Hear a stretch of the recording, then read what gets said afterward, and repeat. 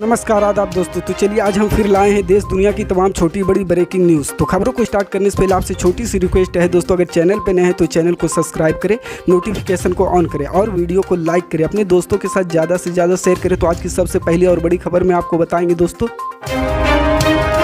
मौसम विभाग के मुताबिक राष्ट्रीय राजधानी में भीषण लू की चेतावनी जारी है। वहीं दिल्ली में अगले 3 दिन तक अधिकतम तापमान 41 से 42 डिग्री सेल्सियस और न्यूनतम तापमान 22 डिग्री सेल्सियस तक रहने की उम्मीद है। दिल्ली में गर्मी के सितम के बीच हीट वेव का कहर जारी है। राष्ट्रीय राजधानी भीषण लू की चपेट में है। दिल्ली में अधिकतम तापमान सामान्य से 60 डिग्री अधिक 42 डिग्री सेल्सियस तक पहुँच गया है। इस साल अब तक का सबसे अधिक तापमान है। भारत मौसम विज्ञान विभाग के मुताबिक दिल्ली को अभी हीट वेव से राहत मिलने की उम्मीद नहीं है। मौसम विभाग के मुताबिक राष्ट्रीय राजधानी में आज शनिवार 9 अप्रैल के लिए भी भीषण लू की चेतावनी जारी है। वहीं दिल्ली में अगले 3 दिन अधिकतम तापमान 41 से 42 डिग्री सेल्सियस और न्यूनतम तापमान 22 डिग्री सेल्सियस तक रहने की उम्मीद है। IMD ने जानकारी दी कि दिल्ली में लू के और तेज हवा की आशंका है। हालांकि 12 अप्रैल को गर्मी से मामूली राहत मिल सकती है। दिल्ली में मंगलवार से दिन के समय हल्के बादल छाए रहने के अनुमान है, जिसके चलते भीषण गर्मी से कुछ राहत मिल सकती है। मौसम विभाग ने अगले 3 दिन के लिए हीट वेव को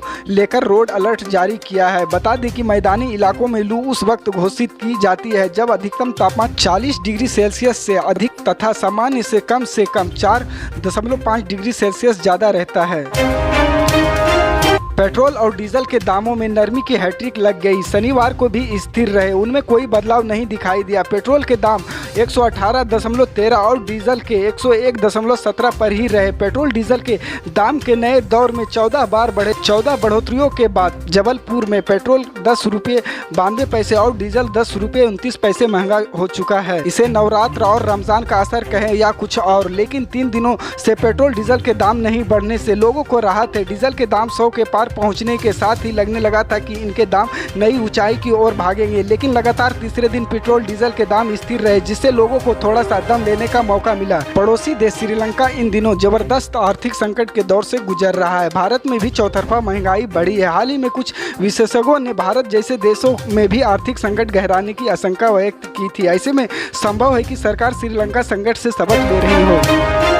तेलंगाना सरकार ने 11 अप्रैल को राष्ट्रीय राजधानी दिल्ली में धरना देने का फैसला लिया है। केंद्र की धान खरीदी नीति के खिलाफ यह विरोध प्रदर्शन बुलाया गया है। तेलंगाना सरकार द्वारा निर्वाचित सभी प्रतिनिधि TRS दल के सांसद MLAS के अलावा शहरी व ग्रामीण निकायों के प्रतिनिधि भी इसमें हिस्सा लेंगे। यह जानकारी TRS दल की ओर से शनिवार को दी गई। दिल्ली के तेलंगाना भवन में आयोजित होने वाला यह धरना 1 दिन का होगा। इनका कहना है कि केंद्र की भेदभाव वाली इस नीति से 61 लाख किसान और उनके परिवार प्रभावित होंगे। तेलंगाना के मुख्यमंत्री की बेटी व TRS MLC के कविता ने कहा कि केंद्र ने राज्य के किसानों का ध्यान नहीं रखा, इसलिए वह दिल्ली के सड़कों पर उतरने को मजबूर है। 2 दिन पहले गुरुवार को कविता ने केंद्र सरकार पर दोहरा मापदंड अपनाने का आरोप लगाया था और कहा था कि एक तरफ वह किसानों की आय दोगुनी करने का दावा करती है तो दूसरी तरफ वह किसानों की उपज नहीं खरीदना चाहती। उन्होंने यह भी कहा कि इस साल के 3 महीने बीत चुके हैं। भाजपा सरकार बताए कि किसानों की आय कब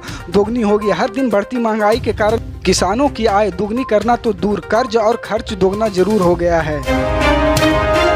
भारत में कोरोना के नए वेरिएंट XE का एक और मरीज मिला है। ये नया केस गुजरात में मिला है। स्वास्थ्य मंत्रालय ने सूत्रों ने इसकी पुष्टि की है। फिलहाल इस बात की जानकारी दी गई है कि इससे संक्रमित मरीज की हालत कैसी है। सूत्रों के मुताबिक ये मरीज बड़ोदरा के गोत्री क्षेत्र का रहने वाला है। 60 साल के इस बुजुर्ग का 11 मार्च को कोरोना टेस्ट पॉजिटिव आया था। इसके बाद उनके सैंपल को जीनोमिन सिक्वेंसिंग के लिए भेजा गया था। बाद में पता चला कि उनमें XE वेरिएंट का अंश थे। सूत्रों के मुताबिक इस शख्स ने राज्य से बाहर यात्रा की है या नहीं, इसके बारे में फिलहाल कोई जानकारी नहीं मिल सकी है। देश में XE वेरिएंट का पहला केस मुंबई में मिला था, यानी अब भारत में XE का 2 केस मिल चुके हैं। बता दें कि चीन में इसी नई वेरिएंट के चलते कोरोना की नई लहर आई है। WHO के मुताबिक सबसे पहले इस वेरिएंट का केस 19 जनवरी को ब्रिटेन में मिला था।